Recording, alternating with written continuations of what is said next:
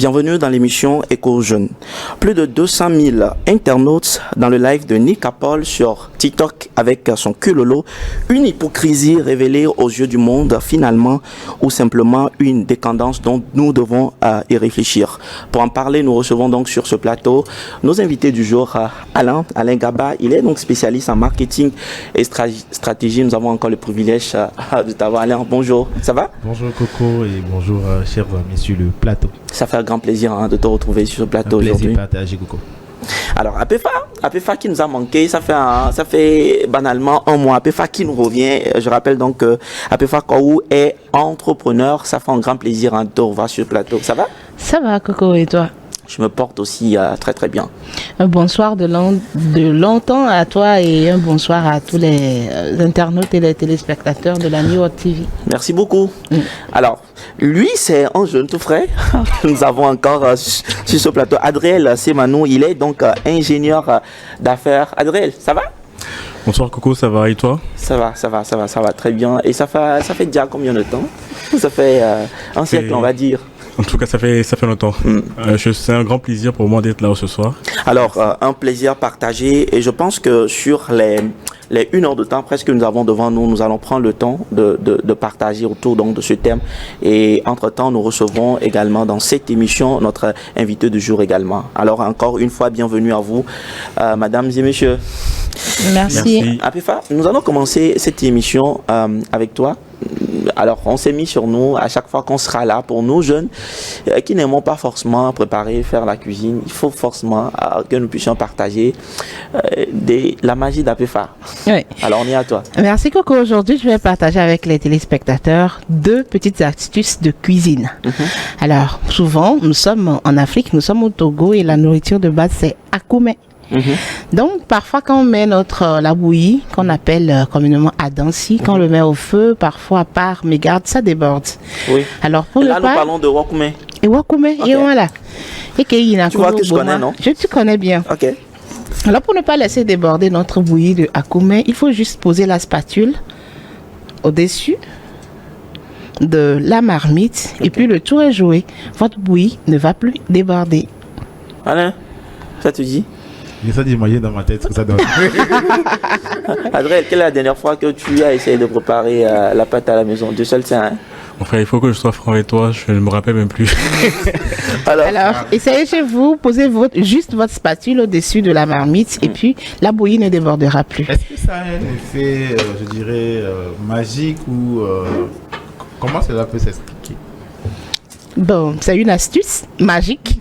Essaye juste et tu verras. C'est pour ça que je parle de la magie. Donc, Apefa, on va essayer, on va voir naturellement ce que ça va donner. Alors, Apefa, aujourd'hui, nous allons donc... J'ai 2 astuces, j'ai pas fini. D'accord. Pour ma seconde astuce, c'est souvent les têtes de bœuf et les queues de bœuf que nous aimons tant, que nous préparons et qui ne cuisent pas vite. Okay. Alors, parfois, c'est un casse-tête de le mettre. On se demande si on doit le faire cuire sur le gaz, bien sûr, le charbon. On ne sait pas comment faire. On peut le cuire sur le gaz juste en introduisant quelques noix de palme. Egnita, Egnifoti, Egnisike. Souvent, c'est très dur. Il faut juste mettre ce qu'on appelle enepi. Il faut mettre juste un peu d'enepi, 3, 4 ou 5 dedans. Après avoir mis la marinade, tu le couvres ou bien tu le mets au feu. En 30 ou à 45 minutes, elle sera toute ramollie. Mais souvent, j'entends parler qu'il faut également utiliser de la bicarbonate. Quand on met de la bicarbonate, ça diminue le goût. Après la cuisson, tu n'as plus exactement le goût de la viande. Ouais. Mais quand tu introduis les noix de palme, il n'y a plus... c'est intact, quoi. Ça conserve intact le goût de la viande. Et puis ta viande est cuite très rapidement. Voilà. Adrien, le mot? Et moi, j'ai juste une question. C'est comment poser les noix de palme? Non, il y a une astuce.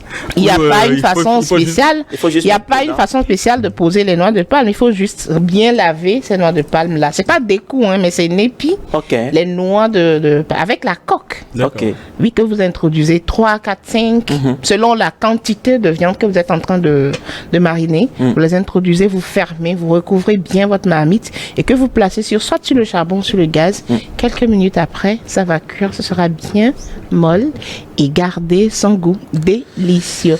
Coco, et c'est ça les 2 astuces que je voudrais partager avec les téléspectateurs aujourd'hui. En tout cas, ça fait un plaisir. Et j'espère Plaisir de manger, il faut-il. Oui, n'est-ce pas? ça me permet de comprendre qu'on pourra aller plus vite avec la tête du beurre, c'est bien ça. Ouais. Et également quoi aussi, à part la tête? Avec les queues de bœuf, les pâtes de queues bœuf. et les pâtes également. Oui. Alors, ça te dit? Oui, mais une chose. Peut-être demain, demain que c'est carrément, voilà, on va dire dimanche pour certains et puis lundi pour nous autres et pour nos téléspectateurs, oui. On va essayer. Mais ces 2 astuces demandent que Apéfa a grandi au village près de sa grand-mère. Pour avoir les recettes magiques. En tout cas, il a bien appris. Super. Alors, ce qui nous amène à attaquer donc le sujet du jour. J'avoue que c'est un sujet qui fait couler beaucoup d'encre, beaucoup de salive sur, voilà, que ce soit dans les journaux, également sur les réseaux où beaucoup en parlent et nous libellons ce sujet en ces termes culolo, décadence ou défouloir. Apéfa, Oui. 200 000 internautes qui suivent un live. Oui. Le live de notre jeune frère Nicapol. du côté des États-Unis, Nicapol. C'est un exemple parmi tant d'autres. Hein. Mais qu'est-ce que ça te dit quand tu regardes tout ça de près? Qu'est-ce que ça te dit? 200 personnes dans un live. 200 000. 200 000, pardon. 200 000 personnes dans un live. Je précise, jeunes, adultes et vieillards. Ah bon? Ah oui. Parce que souvent, pour ces genres de phénomènes, on taxe seulement les jeunes d'aimer ce genre de choses. Mais j'étais désolée, j'étais surprise de tomber sur des personnes adultes qui ont même fait des vidéos lançant des appels à suivre cette émission qui se passe à ces jours de la semaine à 22h30. Donc, pour moi, c'est un peu surprenant de voir ce genre de choses. Parce que c'est pas une émission qui instrue.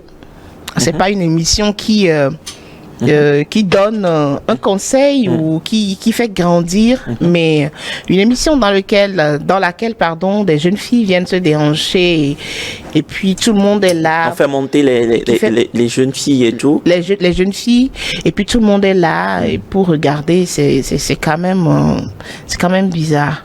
C'est quand même bizarre. Alors, le truc quand même a commencé. Okay. Le truc a commencé. Je crois que quand on parle de Culolo aujourd'hui, de Nicapol aujourd'hui, c'est ces spectateurs-là, ces internautes-là qui ont fait cette émission. Ce sont eux qui ont fait cette émission. Parce que si Nicapol commençait cette émission et qu'il n'y avait pas de téléspectateurs, qu'il n'y avait pas d'internautes, qu'il n'y avait que des signalements sur des signalements, l'émission ne serait pas arrivée à ce stade. Mais étant donné que c'est quelque chose qui a plu, a plu au public et qu'ils sont rentrés énormément et il a donné encore plus parce que ça a commencé avec les actions vérité. Il a commencé avec action vérité. C'est la partie action qui était devenue les déhanchements et tout et qui est arrivée et là où nous en sommes aujourd'hui. Donc c'est les internautes même qui ont fait le nom, qui ont donné ce nom à ce gars, qui ont fait cette émission et que nous sommes en train de voir aujourd'hui. Alors, est-ce qu'il faut finalement dire que c'est une hypocrisie qui ne dit pas son nom?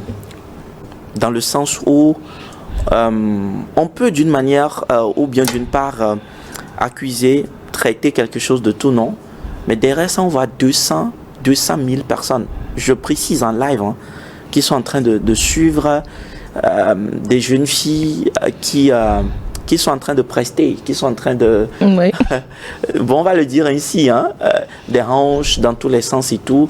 Est-ce que c'est peut-être ce qui se vit tout bas, dans le noir, qui est révélé aux yeux du monde et qu'on doit finalement remercier Nicapol?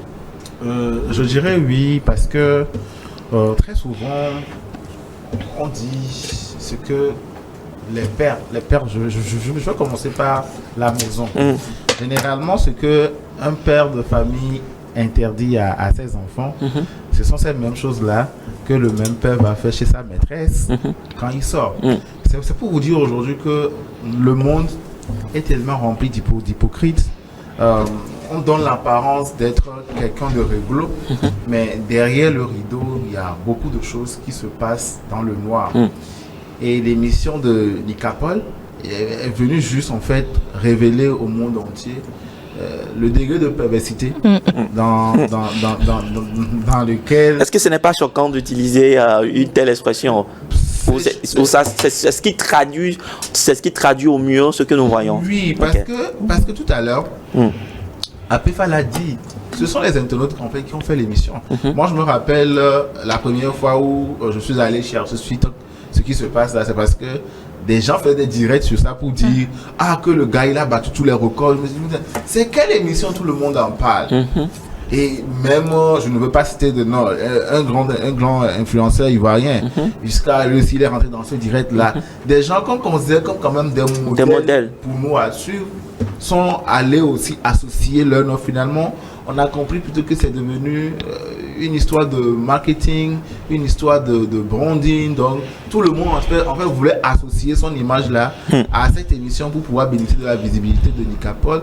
Et c'est allé dans tous les sens. Et aujourd'hui, vraiment, je suis désolé, mais ce n'est qu'en fait la vraie réalité, la vraie face du monde dans lequel nous sommes, où tout le monde paraît sain, mais en réalité... ce n'est pas aussi si clean que ça. Alors, Adriel, tu es, il faut le dire, un homme des affaires. Tu es dans le domaine des affaires. Est-ce que, quoi qu'on dise, derrière le gars, il mobilise des millions?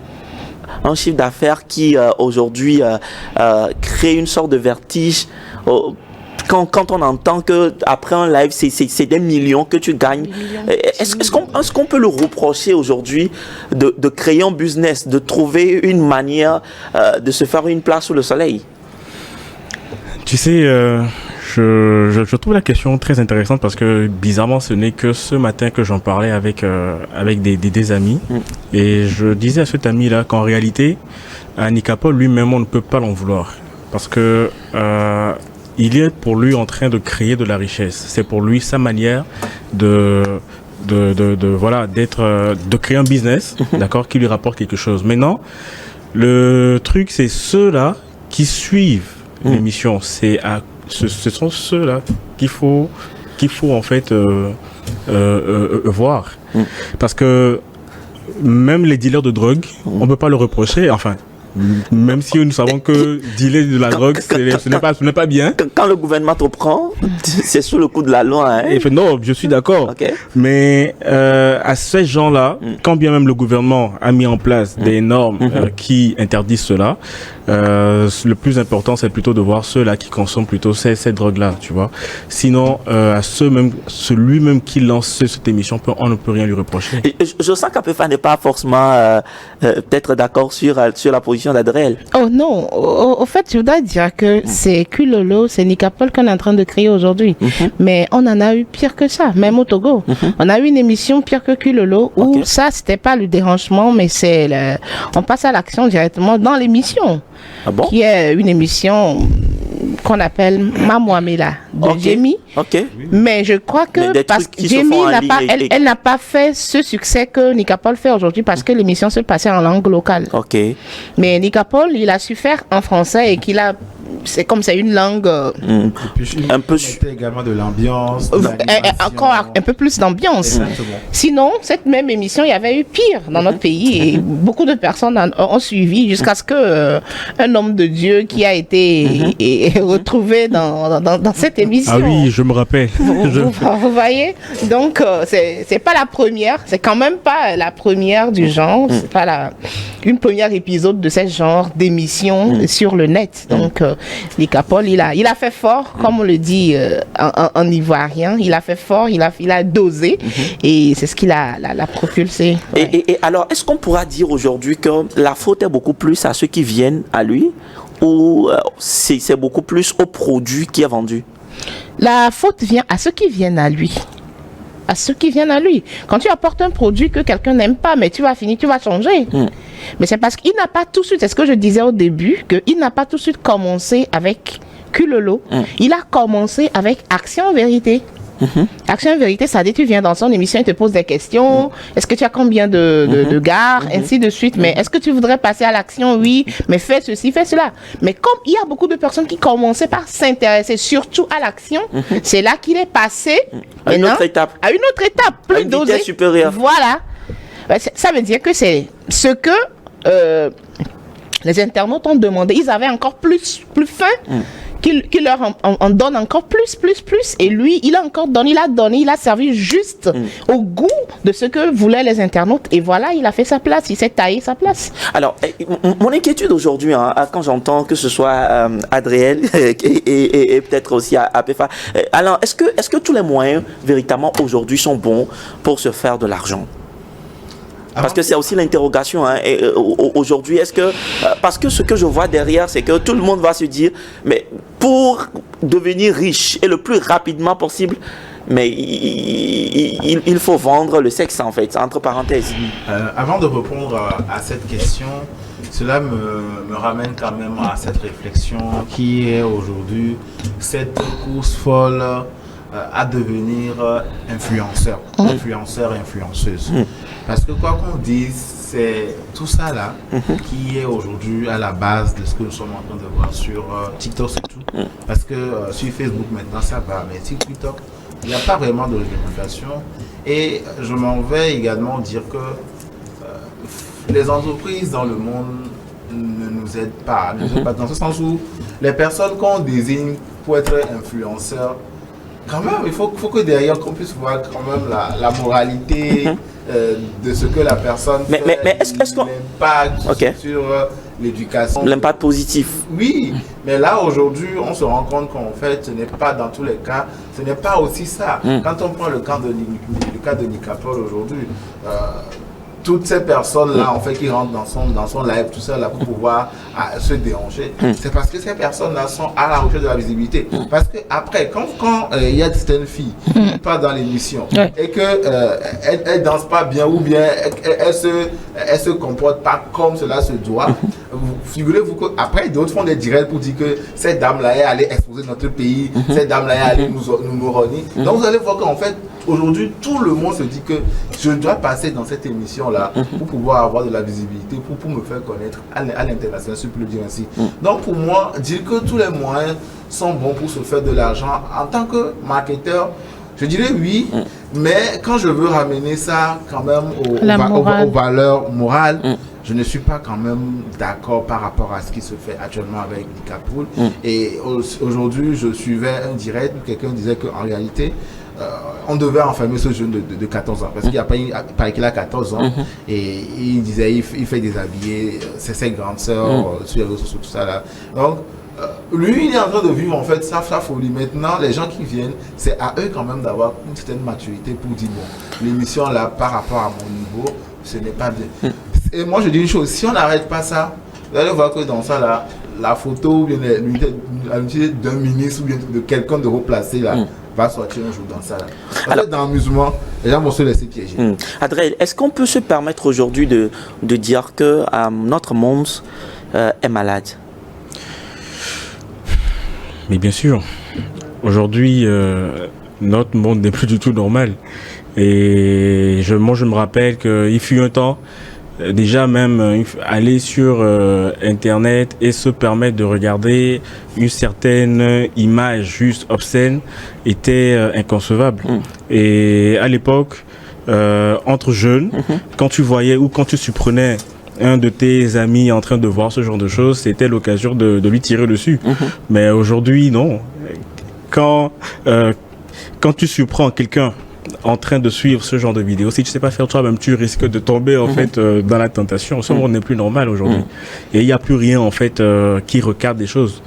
Et moi j'ai l'impression, je pense qu'aujourd'hui c'est aujourd'hui l'occasion, c'est aussi l'occasion en fait d'interpeller nos dirigeants, parce que je pense que quelque part une partie leur incombe. Parce qu'aujourd'hui, moi je vais dire que ça relève d'un aspect culturel. Et cet aspect, comme vient de le dire Alain, je pense que comment je vais dire ça, ce jeune devrait être arrêté. Mais pour qu'il soit arrêté, il faut que les gouvernements, il faut que les partis au pouvoir qui réglementent les lois dans un pays puissent prendre en charge en fait le sujet. Parce qu'aujourd'hui, si on ne sait pas faire, jusqu'à nos enfants demain, ça va être plus grave. Ça va être plus grave.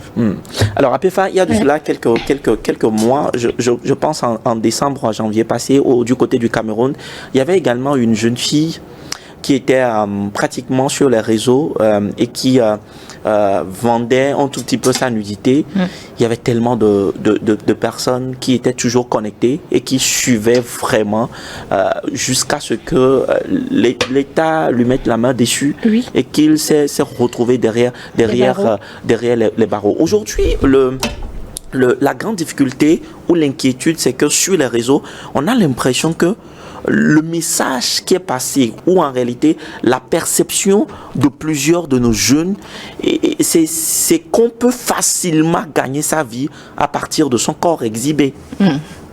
Oui, justement.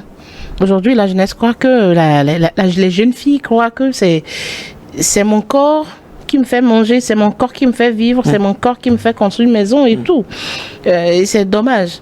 Ces genres de vidéos m'ont attiré l'attention. Je me rappelle, il y avait aussi une fille qui avait commencé par faire des vidéos qui se dérangeait et tout le monde criait que c'était une Togolaise. Je crois qu'elle ne vivait pas au Togo, mais elle allait justement aux États-Unis également. Justement dans le temps. Et vous allez voir que c'est des sociétés ont commencé par passer mettre leurs produits dans ces vidéos. Quand vous voyez le décor, l'arrière-plan de ces vidéos, c'est il y a des produits, des marques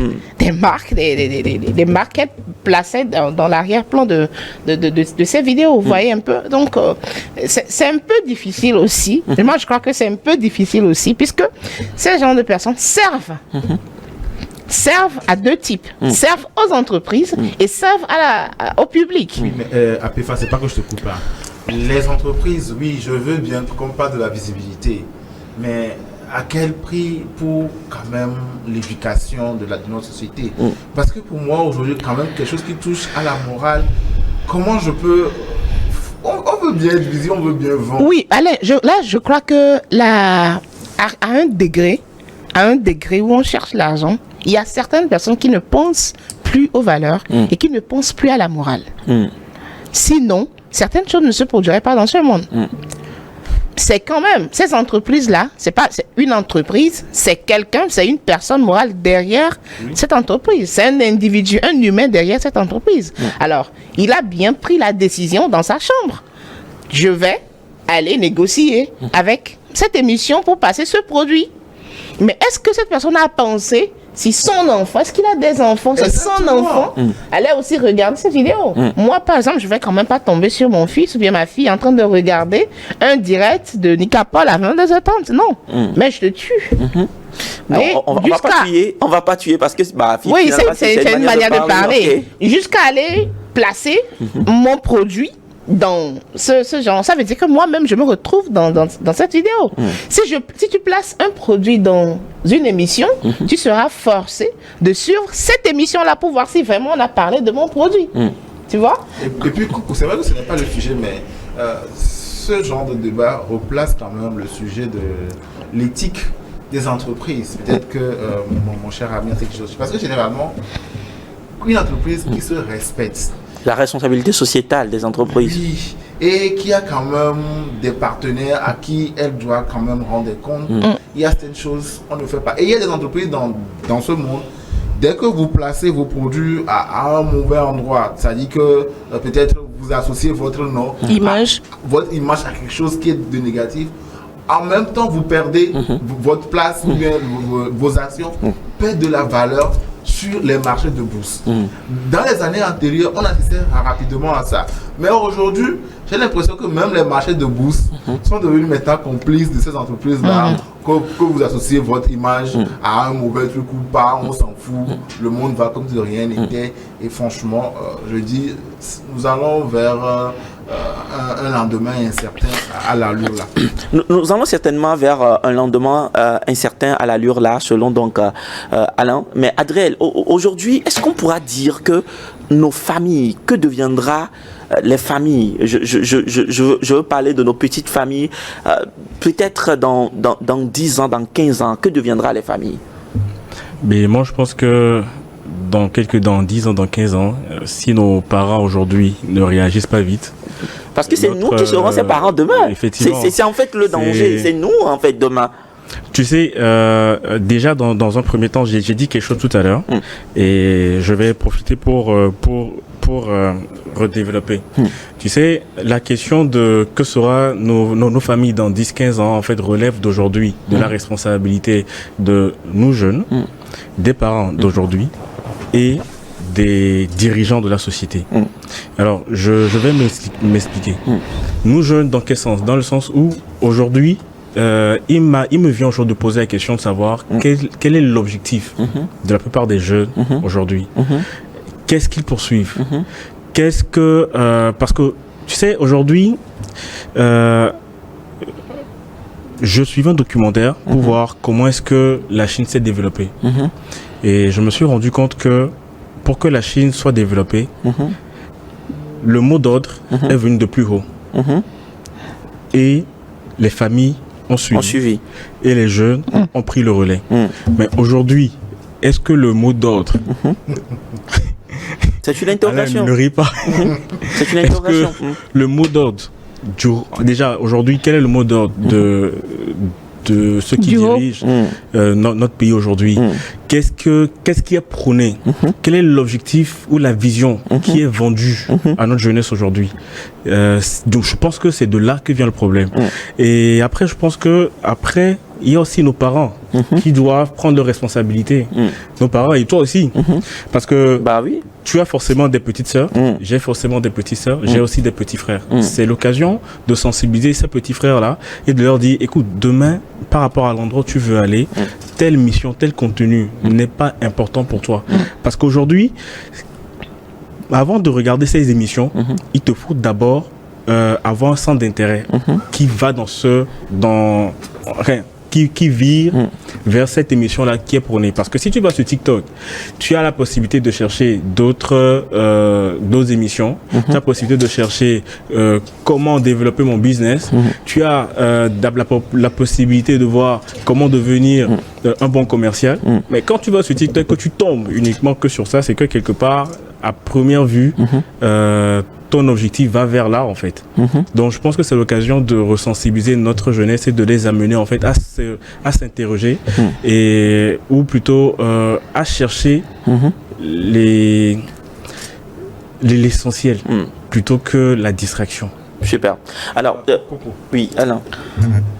Quand il parlait de l'objectif de nos jeunes aujourd'hui sur les réseaux sociaux, je pense que cette émission résume l'objectif.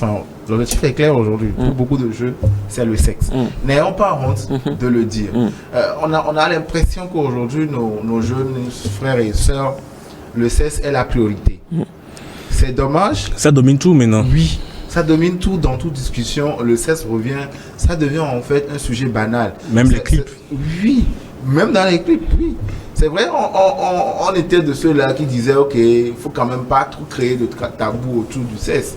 Mais là, nos petits frères ont tout dévalisé. Ils ont tout cassé. Tout cassé. Aujourd'hui, on se rend compte qu'en fait, leur priorité, c'est plus ça et c'est quand même dommage. Parce qu'une personne qui fait du sexe sa priorité, à quel moment cette personne-là sera concentrée pour pouvoir construire le pays que nous voulons, le pays de rêve que nous voulons, le continent de rêve que nous voulons. Donc, après, il faut quand même aujourd'hui retravailler la psychologie des jeunes, la mentalité des jeunes là, pour les ramener à l'essentiel. Sinon, on peut vous parler, mais tant qu'on ne pose pas, on ne recadre pas ce domaine-là, je ne pense pas qu'il y aura vraiment un changement.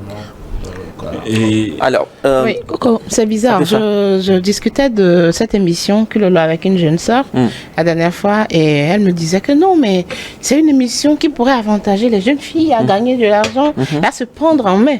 Je dis, mais en quel sens? Elle disait que la dernière fois, il y avait une Togolaise qui était montée dans le live de Nicapol et qu'on lui envoyait, en fait, on leur envoie des cadeaux dans le live.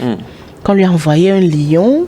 Donc, qu'un lion, ça fait une valeur de plus de 500 000. Okay. Donc, avec ça, que je dois comprendre que... Elle me faisait comprendre, au fait, qu'avec les 500 000, elle pourra commencer un petit business. Que si c'est qu'elle n'était pas montée dans ce live qui lui aurait donné ces 500 000, tu vois. Donc, quelque part... C'est le gain facile. C'est ça aujourd'hui. quelque part, ils croient qu'avec le sexe, je peux me faire de l'argent. Et puis, je vais quand même pas leur jeter la pierre parce que eux, ils le font d'une manière et d'autres aussi en font. Super. C'est eux qui sont montés, qui ont allumé les caméras qu'on a vues et qu'on est en train de parler d'eux. Il y a beaucoup de choses qui se font aussi dans l'ombre avec le sexe et l'argent qu'on n'en parle pas, qu'on ne sait forcément pas. Alors, il me plaît de partager une publication avec vous qui dit ceci: les publications indécentes impliquent la diffusion publique de contenu contraire à la décence et aux bonnes mœurs. L'article 394 du Code pénal togolais ne mentionne pas expressément la nudité, mais à la lecture, il apparaît qu'il vise à préserver l'intégrité des valeurs sociales et culturelles.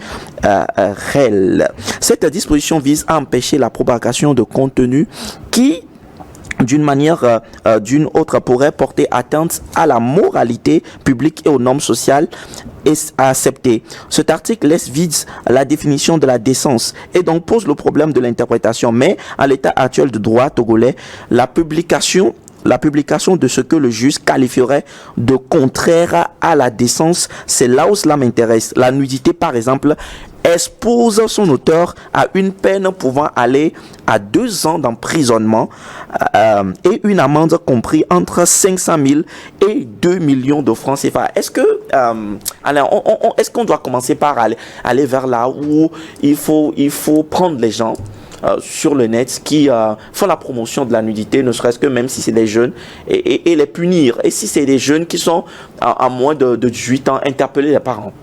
Pour être factuel, je pense qu'aujourd'hui que c'est quand même ici l'occasion de saluer le travail formidable de la DCPJ qui parfois s'auto-saisit de ces situations-là. Et pour être factuel encore, on se rappelle du cas de Bobo Périta qui à un moment donné dépassait les limites et voilà. Et qui a été recadré. Oui, qui a été recadré et même déposé en prison. Et donc, mais Alain, beaucoup, plusieurs pensent que de la même manière que cette jeune fille-là a été traitée, on a l'impression qu'on est en train de cajoler un tout petit peu tout ce qu'on voit et qui, entre parenthèses, excite sur les réseaux. Pourquoi cajoler? Moi, je ne vois pas ça comme cajoler. Ce que je sais quand même aujourd'hui, que à partir du moment où ce sont des personnes qui sont au Togo, qui s'adonnent à cette pratique-là, nos gouvernements, nos dirigeants s'auto-saisissent de la situation. Maintenant, là où le contrôle n'arrive pas à se faire, c'est quand par exemple la personne est à l'extérieur, comme le cas de Nicapol par exemple, ou bien le cas de la sœur qui est en Allemagne. Jémy? Oui, maman, ça là. C'est dans ces cas-là, on n'arrive pas peut-être à restreindre la diffusion au pays. Ouais.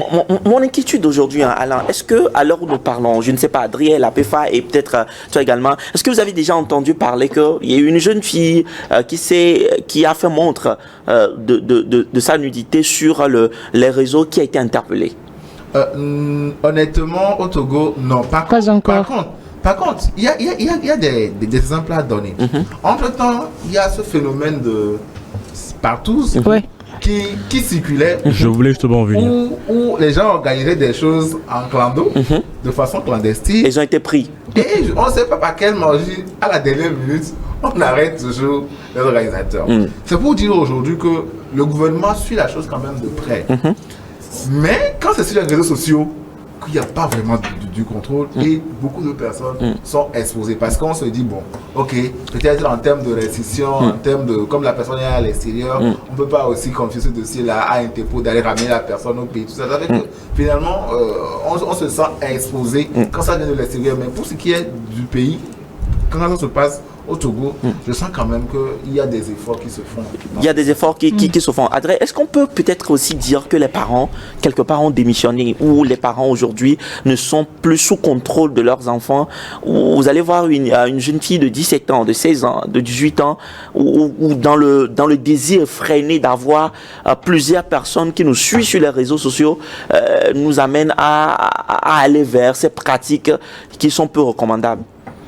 Les parents démissionnés, je ne pense pas, parce que quoi que les parents fassent, Aujourd'hui, Internet, c'est disponible à tout le monde. Hein. Mais ce que je veux savoir, est-ce que les parents acceptent, parce que c'est au vu au su de tout le monde, est-ce que c'est parce que ces enfants vont à l'encontre de, je ne sais pas, des prédispositions de leurs parents, tiennent tête à ces parents, ou bien c'est parce que les parents sont fatigués? Déjà, pour comprendre, tu parles de quel jeu? Des jeunes qui s'affichent sur les réseaux ou ceux qui suivent? Des jeunes qui s'affichent. D'accord. D'abord, qui s'affichent sur les réseaux sociaux. Tu sais, déjà, je pense que on ne peut pas, on pourra, bon, même s'il y a une partie des responsabilités qui incombe aux parents, mais dans certaines situations, quand vous analysez, vous allez vous rendre très vite compte que la faute ne vient pas aux parents. Parce que très souvent, même quand les parents veulent orienter ces jeunes-là sur le bon chemin, il y en a quand même qui sont révoltés, qui veulent uniquement faire ce qu'ils ont envie de faire et qui ont très vite le goût de la liberté. Et des fois, c'est pas la faute aux parents. Des fois, c'est beaucoup plus la faute aux fréquentations, aux personnes que vous voulez suivre, à votre modèle. Parce que les parents, quoi qu'on dise, quoi qu'ils fassent, hein, ils ne peuvent pas vous suivre jusqu'à partout où vous allez. À la maison, ils essaieront de jouer quand même leur rôle. Et je connais certains pour qui même les parents disent, écoute, si tu n'arrêtes pas ça, à partir de tel moment, je te sors de chez moi. Mais la plupart, ils s'en foutent. Ils sont tranquilles. Ils s'en foutent. Ils peuvent accepter sortir. Hein. Ils font ce qu'ils veulent. Alors, peut-être je vais laisser la parole à Péfa et venir à toi. Je dois glisser un mot rapidement. Oui, ok. Je pense qu'aujourd'hui, pour moi, les parents n'ont pas vraiment démissionné. C'est juste parce que, je dirais plutôt que les réseaux sociaux ont anticipé sur les questions des parents. Parce que les parents disent ne faites pas ceci, mais quand l'enfant va sur l'internet, il a autre chose et ça l'influence rapidement. Parce qu'aujourd'hui, ces applications-là sont développées en fait pour pouvoir influencer rapidement les gens. Donc, ça veut dire que les parents peuvent avoir la volonté, mais l'enfant se laisse influencer par son entourage et tout ce qu'ils voient en ligne et il se laisse emporter. Alors, c'est ce qui m'amène à Péfa à te demander, à 22h30 par exemple, pratiquement c'est à 22h30 quand nous prenons l'exemple des lives de Nicapol. Les parents sont où à ce moment pour que des jeunes soient, je ne sais pas comment on peut aujourd'hui, mon inquiétude c'est comment on peut aujourd'hui, un temps soit peu, c'est vrai qu'aujourd'hui c'est devenu une réalité où c'est très difficile de pouvoir limiter ça, mais du moins, qu'est-ce que les parents peuvent encore faire pour pouvoir canaliser les enfants, nous les jeunes, vers des objectifs beaucoup plus utiles pour notre avenir? Moi, je dis souvent qu'avec les réseaux sociaux aujourd'hui, c'est un peu différent à beaucoup de parents, à certains parents plutôt, c'est un peu difficile à certains parents de gérer leurs enfants avec cette histoire de réseaux sociaux. Parce que le téléphone, maman même ne maîtrise pas, maman ne sait pas ce que c'est. C'est l'enfant qui est le maître téléphone de papa parents. Et de maman. Alors, quand il va s'enfermer dans sa chambre à 22h30, peut-être maman est revenue du marché, ou bien fatiguée, elle est en train de dormir. Qu'est-ce qu'elle pourra faire? Ce n'est pas que les parents, ce parent ne voudrait quand même pas ramener son enfant à l'ordre, mais elle est déjà fatiguée, il ou elle est déjà fatiguée, elle s'endort. Et puis bon, qu'est-ce qu'elle en sait? Elle ne sait pas qu'il y a quelque chose qu'on appelle peut-être un live. C'est pour certains parents, ça, ce qu'on appelle un live. Et même si tu maîtrisais les réseaux sociaux à 22h30, où tout le monde te dit à demain, maman, et tu rentres dans ta chambre, tu t'enfermes, tu commences pas à regarder Nicapol. Tranquille. Alors, ça, c'est pas la faute. Je crois. À moins que les parents installent des caméras dans les chambres. Dans les chambres. Et là, ce qui n'est pas aussi, c'est une sorte d'harcèlement, c'est pas normal aussi. Justement. Oui, maintenant, à quel niveau, et ce serait ma dernière question pour vous, à quel niveau, que faut-il faire aujourd'hui et à quel niveau? Au niveau de la famille, au niveau de l'école, au niveau de l'éducation, est-ce qu'il y a des valeurs, est-ce qu'il y a des cours, des enseignements qu'il faut donner, je ne sais pas, jusqu'à l'université, est-ce que quelque chose est faisable? Maintenant, au niveau de l'État, dans la structuration, dans la gestion de ces réseaux sociaux, vous pensez qu'il y a des règlements, il y a des sensibilisations, des actions qui doivent être vraiment menées pour recadrer un tout petit peu la jeunesse? Justement, il y a des pays au monde où le TikTok, par exemple, a 1 heure de la journée, c'est coupé. Si tu t'inscris et que tu n'as pas un certain âge, tu n'as pas encore atteint un certain âge, tu n'as pas droit de suivre TikTok à 1 heure tardive. Si par exemple on prenait la tranche d'âge de après ou bien avant 20 ans, tu n'as plus droit à TikTok à 21 heures. Quel enfant irait se déranger? Quelle fille irait se déranger? Qui ira regarder Nika Paul à 22h30? Parce que déjà à 21 heures, tu n'as plus accès à l'application. Quand tu rentres dedans, c'est fermé. Je crois que c'est possible. Je crois quand même que c'est possible. Pour un certain nombre d'âges, tu n'as pas droit de regarder un certain nombre de choses. Il y a des restrictions. Il y a des restrictions. Tout doit être peut-être bloqué, paramétré. Pour que vraiment une toute petite dose de valeur et de morale revienne. Sinon, tout part en l'air, quoi.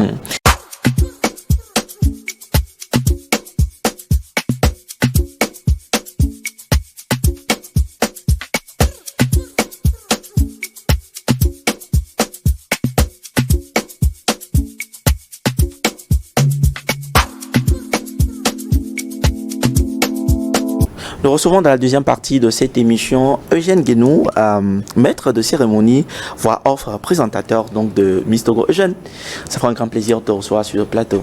Plaisir partagé. Merci énormément pour l'invitation. Ça va? Ça va, super bien. Alors, je parie que plusieurs dans cette émission reconnaissent donc cette voix, même en dormant, on peut reconnaître cette voix. Cette toute petite voix. Et quelle est la magie derrière déjà? La grâce. D'accord, la grâce. Alors, on va passer ce temps avec Apéfa Allan. De temps à autre, ils pourront également poser quelques questions. Ça marche. Et je pense que les téléspectateurs prendront vraiment plaisir à t'écouter dans cette émission. Ça va? Super déjà bien, on peut y aller. Alors, au-delà donc de Eugène Guénou, que nous avons tout de suite pour plusieurs découvert au travers donc de cet événement de marque pour notre pays, Miss Togo, c'est tout un parcours derrière. Et Eugène, si on devait te demander de nous parler un peu de toi en 1 minute, que diras-tu? En 1 minute, je dirais peut-être que je suis un survivant. Ok. Parler peut-être de parcours pour moi, à ma toute petite échelle, je dirais que c'est pas très, je sais pas comment dire ça. Toute modestie gardée, je fais encore mon tout petit bonhomme de chemin. Et aujourd'hui, je rends grâce à Dieu pour le chemin parcouru. Je me rappelle de mes années de classe où il était impossible qu'on fasse quelque chose comme un récital à l'école sans que je ne prenne le micro. C'était pas possible. Là, je suis pas dans l'école. Et cette passion-là a conduit en 2011-2012 à faire un premier concours qui s'appelait à l'époque l'autre rêve ou l'autre rendez-vous. L'émission du grand frère Hervé Djessoa sur la TV2. Voilà, où je finis 2e. Concours d'animation, mais pas du tout satisfait de l'expérience. Donc je retente l'expérience en 2012 à LCF avec le concours Café Vac. Rebelote, je finis encore 2e. Wow. Mais ce feu qui avait en moi s'est jamais arrêté en fait. C'est quelque chose que j'aime énormément et je me suis tout simplement donné. Donc je ne sais pas si... Et tu t'es tout simplement donné. Alors, à quel moment exactement tu as compris que c'est ton chemin? C'est ta voix, c'est le chemin que tu as dessiné. À quel moment parce qu'en tant que jeune, naturellement, on se cherche, on se dit, est-ce que c'est ma voix? Est-ce que c'est mon chemin? Qu'est-ce qu'il faut faire? Est-ce que je peux vivre même de ça? Mais je pense qu'à un moment donné, tu t'es dit, je pense que c'est mon chemin. Allons-y. C'est à quel moment? Je dirais depuis toujours. On va dire peut-être depuis toujours, mais l'idée de base n'était pas de vivre de ça. C'était juste de la passion. Je voulais vraiment faire ce que j'aimais faire. Je me retrouvais juste à être vraiment à l'aise quand je suis devant une caméra ou avec un micro. Et donc, oui, je vais dire que c'est juste vraiment ce feu-là qui brûlait. Comme on le dit, je vibre pour ça. Alors, est-ce que tout au long de ton parcours, tu as eu des modèles, du moins au Togo, des gens qui ont été pour toi une sorte de girouette, une sorte de lumière et qui sont encore là, vivants aujourd'hui et que tu continues toujours par suivre de près? Le tout premier, c'est mon grand frère homonyme. Ok. Monsieur Eugène Atigan. Ok. Voilà. Pour ceux qui s'en souviennent, aujourd'hui, Téléloisirs? bien avant Télé Loisirs. Ok. Bien avant Télé Loisirs, sur la chaîne mère, il fut une époque où la chaîne mère ouvrait son antenne à 17h. Et c'était le grand frère Eugène Atigan qui ouvrait l'antenne et qui commençait avec l'horoscope du lendemain, l'éphéméride du lendemain. Voilà, il faisait beaucoup de choses. Donc, je faisais tout pour vite finir à l'école pour venir suivre. Donc maintenant c'était conditionné avec des corvées. Ok. Donc quand tu rentres, tu fais ça. Si tu fais ça, tu as le tu- droit de À la télé. de suivre. Donc c'était mon tout premier modèle. Et après avec Télé Loisirs, avec son émission de vacances aussi, avec la Cantière Edwige. Et j'aimais le duo formidable que tous les deux formaient. L'alchimie qu'il y avait entre les deux, c'était juste magnifique. Et plus tard, je vois le confrère Patrick Amanda sur Miss Togo. Je dis, ça, il faut que je fasse cet événement-là un jour. Waouh. Alors, donc c'était quand même un rêve, hein. Depuis, tu te disais qu'il faut que je le fasse un jour, c'était bien ça? C'était un rêve, parce que j'ai commencé la télé, si on faut dire, si on faut enlever les années professionnelles, il faut juste donner l'année où j'ai vraiment commencé la télé. J'ai commencé quand j'avais 9 ans, Ok. à l'époque avec Anou la planète. Ça n'existe plus aujourd'hui. Donc depuis là, je suivais vraiment le grand frère Patrick Amanda et Eugène Atigan. Je voulais faire comme eux. Naturellement, des questions vont fuser de partout, hein, je sens sur ce plateau, mais l'autre événement, et c'est là où on va dire que c'est l'événement qui, pour plusieurs, consacre la personne de Eugène Guénou, c'est Miss Togo, ou forcément avant qu'on ne te découvre en jeune, qui sort et qui assure sur un événement dans les coulisses. Dieu seul sait comment ça s'est produit. Est-ce qu'on peut avoir le privilège de vivre un moment de ce temps de coulisses avant même on va dire le jour J même de l'événement? Comment ça s'est passé? Les stress, comment tu as pu gérer? Et est-ce qu'il y a un événement phare ce jour-là qui t'a marqué, mais que tu es arrivé à gérer d'une manière ou d'une autre? Ok, je pense que c'est la première fois que je vais donner ce témoignage-là sur les médias, 3 ans après. J'étais à la maison. C'est un privilège pour nous, hein. Ah ouais. Ok. Merci, message Eugène. solar. On a l'exclusivité. Les frères solennels. Voilà. J'étais à la maison et mon téléphone sonne. J'avais j'ai l'application qui pour sortir les noms. Non. Et Pourquoi? je vois Amanda Move. Bon, ok. Ben tout de suite j'ai pas tilté. Donc je décroche et j'entends une voix, une belle voix, grave, rock, qui me dit c'est Eugène? Je dis oui. Et il me répond ok, c'est Patrick Amanda. Waouh. Et je bug un peu, je lui dis lequel? Parce qu'il faut. Combien parce tu que en parce connais? que tu n'en reviens T'es pas de. surpris. Je n'en revenais pas. en fait. L'effet surprise. Lequel? Et il rigole et tout de suite il part en mina avec moi. Il me dit Eugène va donc Kokwena Molo. Fico Léon. Je dis bon, me la mes confrères. Bon ok, voilà t'es pas comme le demi Fidja. Bah ok, dis-moi petit site. Il dit ok, je t'envoie la localisation et tu peux venir. Il dit oui confrère, pas de souci. Rapidement, en 30-45 Affonner son agogo. me voilà dans le bureau du grand frère, mais franchement, je ne m'attendais pas à ça. Je ne m'attendais pas à ça. Je me disais peut-être qu'on voulait me mettre sur un événement, mais pas celui-là. Voilà. Et il me dit, voilà, ça fait un moment, donc il y a des tractations qui se font et tout ça pour la transition. Donc, est-ce que je suis disponible pour animer la régionale Miss Togo Kara? Déjà. Oui. Et je lui dis oui. Exactement. Il dit, mais grand frère, c'est une question qui me se pose même pas. Même si c'est gratuitement. C'est clair. Mais hier. Et donc, j'ai juste sorti de ce bureau-là. Mais étant vraiment. Je n'en revenais pas. Et pour moi, je présentais juste la régionale Kara. Pour moi, ça s'arrête là.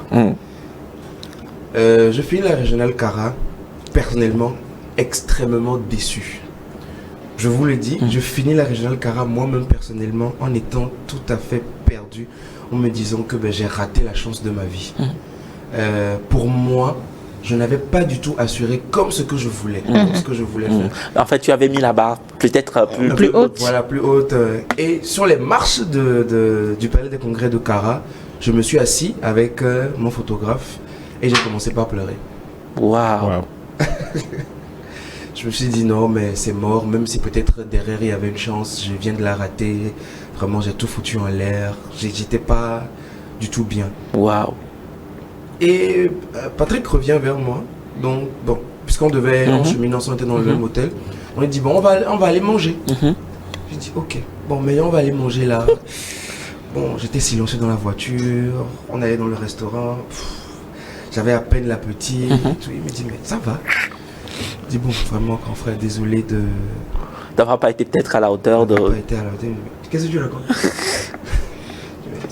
Dis bon, laisse tomber. Donc, en fait, lui comprenait ce qui m'arrivait. Naturellement. Voilà.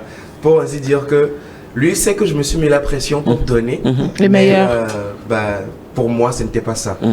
Et on est rentré à l'hôtel. Bon, le lendemain, on est rentré sur Lomé. Après, j'ai dit merci.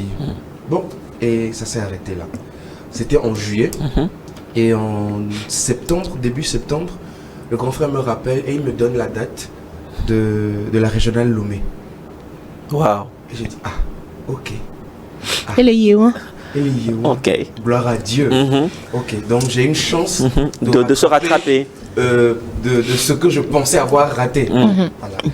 Et ok, on fait les préparatifs et tout, on fait la régionale Lomé. Là, vraiment, j'ai compris que ce qui m'était arrivé à Kara, j'étais juste un peu trop stressé. Et donc, je fais la régionale Lomé et tout. Et au moment du couronnement, le président, M. Baka, monte sur scène pour les résultats et tout. Donc, quand on a fini de donner les résultats, il y avait les Miss devant et nous, on était derrière, les Miss, et on échangeait. Et il me chuchote que c'est bien, c'est très bien, félicitations. Seulement, à la finale, essaie d'aller un peu plus vite dans les lancements. Déjà, l'information de la finale a été donnée. Ouh, comme ça. Comme ça. Waouh. Il me dit là, sur scène en même temps que bon, c'est bon. À la finale, essaie d'aller un peu plus vite sur certaines choses. Je dis, mais c'est quoi ça? Waouh. Waouh. Donc, bon, voilà comment ça s'est passé jusqu'à je vienne à la finale. Et à la finale, il s'est encore passé quelque chose d'inattendu. C'est que Miss Yawa, la deuxième animatrice de l'événement, c'est elle qui devait me lancer. Donc nous on pensait que Patrick allait venir sur scène avant de nous lancer et tout ça. Donc Patrick a dit non, que toute la scène est à vous. Waouh. Ok. Et Miss Yawa lance l'événement. La pression de ça. Miss Yawa lance l'événement et elle introduit l'événement et elle annonce qu'elle ne sera pas seule, qu'elle sera avec un talentueux présentateur. Donc peut-être pour tout le monde c'était encore forcément. Voilà. Et elle dit mon nom. Comme ça. Comme ça. Devant tout le monde. Et les gens applaudissent. Je dis, mais Eugène Guénou, ils le connaissent d'où et puis ils applaudissent. Voilà. Ils applaudissent. Et je sors et il y a maintenant un deuxième applaudissement plus énorme que le premier. Voilà, que le premier. Et franchement, pour être tout à fait honnête, ça m'avait un tout petit peu déstabilisé. Parce que je ne m'attendais pas à ce que... À ce niveau de...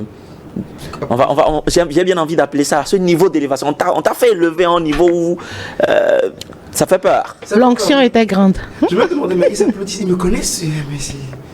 Ok, donc c'est un peu ça. Oui, c'est un peu ça.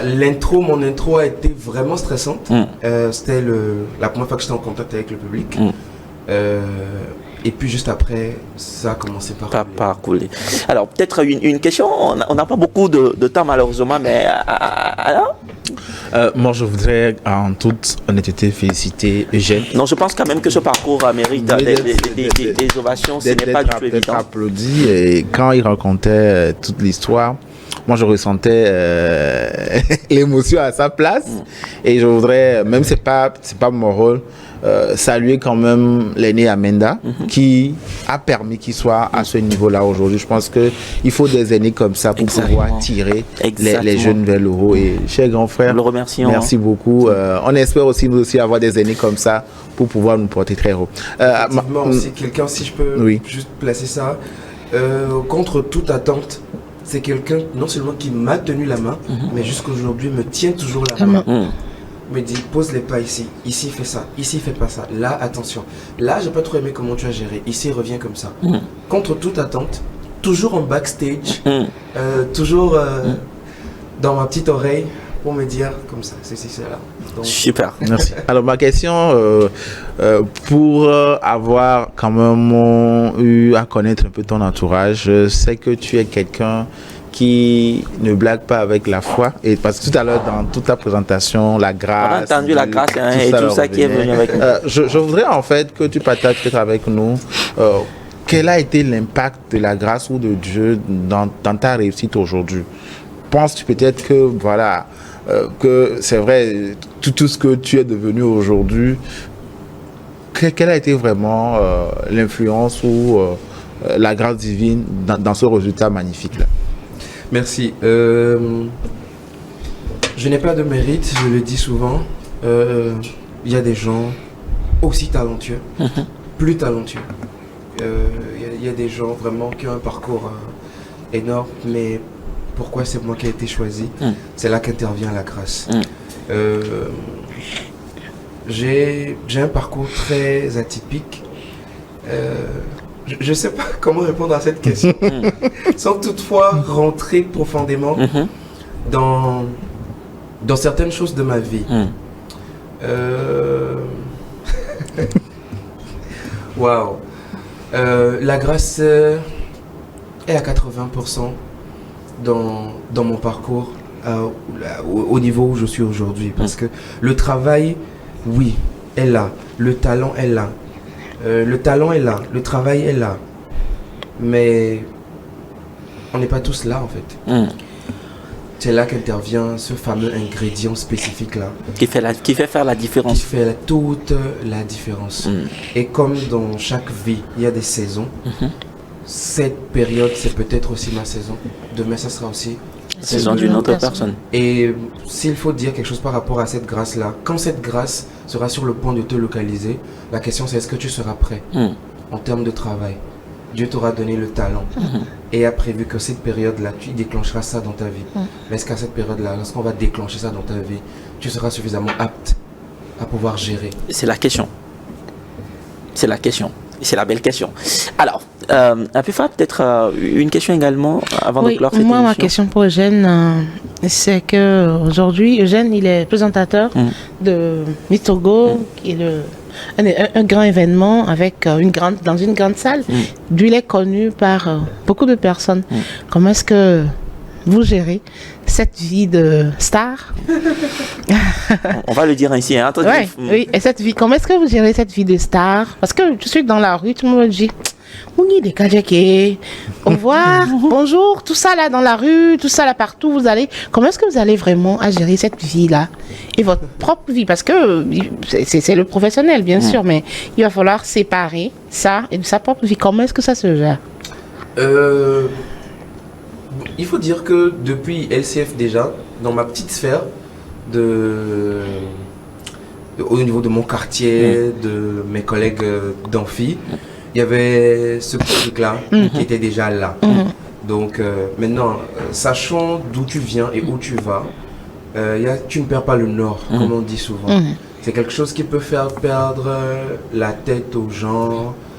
Mais bon, peut-être que je ne suis pas encore arrivé à ce niveau-là. On verra. Comment je gère? La première pression tout de suite qu'on ne voit pas, c'est que tu es obligé d'être sur ton meilleur jour tous les jours. Or, comme on le dit, tous les jours ne sont pas dimanche. Voilà. Il y a des jours 100. J'ai une amie qui dit il y a des jours 200. Il y a des jours où tu te réveilles, ça va. Il y a des jours où tu te réveilles avec le moral pas ça très... ne va pas. Voilà. Mais parce que tu sais que tu sors dans la rue, on va te voir. Il y a cette pression-là d'être un minimum présentable. Voilà. Il y a des jours où tu as envie d'avoir ton petit débardeur, être ta petite culotte, avec tes copains, voilà. Mais c'est des choses un peu qui ne te sont pas refusées, mais qui ne te mettent pas sur ton meilleur jour. Et moi aujourd'hui, je me suis refusé de me mettre dans une bulle où je suis contraint de présenter une vie que je n'ai pas. Voilà. Par exemple, à la maison, il y a souvent cette bagarre-là où, mais ne sors pas acheter des trucs comme ça. Je dis, mais bon, ça va quoi. Ça va. Je suis égal à moi-même, je dois rien à personne. Voilà. Maintenant, quand on te reconnaît, quelquefois aussi justement parce que tu n'es pas sous ton meilleur jour, peut-être tu fais pas attention. Et ça peut quelquefois frustrer les gens. Mais bon, on essaie de gérer au mieux. Chaque fois que quelqu'un te reconnaît d'une manière ou d'une autre, vraiment d'être disponible pour la personne. Merci. Parce que tel que lui te voit sur les réseaux ou sur la télé, tout ça. Super. Alors, Eugène, on ne va pas finir ce temps d'échange sans pour autant revenir également dans l'événement de Miss Togo lui-même, où à un moment donné, pour tous ceux qui suivaient, on a senti que tu as dû gérer des situations assez délicates. Et sauf, c'est seulement ceux qui peuvent voir, qui ont pu voir avec l'œil professionnel que mais le gars, il a géré des choses pas possibles. Est-ce que tu pourras nous faire entrer dans cette ouverture juste quelques secondes et nous allons finir ainsi l'émission du jour. D'accord. Dans la carrière d'un présentateur professionnel, d'un animateur, il y aura toujours ces moments-là où l'imprévu reste imprévisible, si je peux me permettre l'expression. Vous allez tout essayer de cadrer, de rester dans un moule, mais il y a forcément un petit cheveu qui va essayer de dépasser à un moment. Et ce qu'il faut peut-être dire par rapport à ça, c'est vraiment le sang-froid. Le sang-froid. Il y a des situations qui arrivent en coulisses, pas seulement que sur Miss Togo, mais où en coulisses, tu es vraiment énervé. Tu es vraiment remonté. Mais le public n'a pas besoin de ta rage. Aucunement. C'est comme à la télé où tu viens, tu lances ton émission, tu as peut-être mal aux pieds, tu as un truc. Celui qui allume sa télé, il s'en fout de savoir ce que tu as. Voilà, lui veut son divertissement, offre-le lui, c'est tout. Donc c'est là qu'il y a une forte capacité de dépassement de soi qu'il faut avoir pour pouvoir gérer, parce que dans ces événements-là, ça chauffe un peu partout. Tous les esprits sont un peu montés. Donc vraiment, la maîtrise de soi, le calme, la patience. Et je pense que c'est là aussi intervient, comme le grand frère le disait, peut-être les valeurs chrétiennes qui font qu'il y a certaines choses que tu ne te permettras pas de faire quand même étant énervé ou dépassé par la situation. Super. Un dernier mot pour finir, un mot de reconnaissance ou encore un appel, un message à faire passer. Une reconnaissance encore une fois au grand frère Patrick Amanda qui vraiment me tend la main quotidiennement. Chaque fois quand j'ai des petits soucis, allô grand frère, ceci, cela. Il est toujours là, prompt à répondre. Merci aussi à Monsieur Baka, le président du comité national Miss Togo, qui a permis que je puisse avoir cette ouverture-là. À toutes les personnes qui ont pu gérer ça, merci à Dieu Tout-Puissant. Merci à toi, Coco. Et peut-être finir avec ceci à tous les jeunes aujourd'hui, jeunes frères, qui veulent faire de l'animation, qui veulent emboîter ce pas. Ça ne sera pas évident. Ça ne sera pas évident. On sera peut-être contre vous. Parce que moi, mon père voulait que je devienne banquier, comme lui. Mais j'ai plutôt choisi le média. Et ça n'a pas du tout été facile à gérer. Mais après, quand moi, ce que vous faites l'unanimité, c'est en faisant bien ce que vous faites. Donc si vous choisissez de faire de l'animation, ou quoi que ce soit vous choisissez de faire, faites-le bien. Et c'est ça qui donnera la confirmation à votre entourage. Croyez en vous. Croyez en vous, je pense que c'est sur ces mots que nous mettons donc fin à ce temps que nous avions eu avec Eugène Guénou. Je rappelle donc qu'aujourd'hui on pourra avec fierté dire qu'il fait partie donc des jeunes modèles, une référence pour plusieurs derrière qui veulent donc se jeter dans tout ce qui est événementiel, tout ce qui est animation, tout ce qui est média. Merci d'être passé chez nous. Merci également donc à Pefa Alain de nous avoir tenu compagnie tout au long de ce temps. On se retrouve certainement la semaine prochaine pour continuer, pour vous inspirer. Appelez-moi Coco à Gouzmevi. Très très bientôt. Au revoir.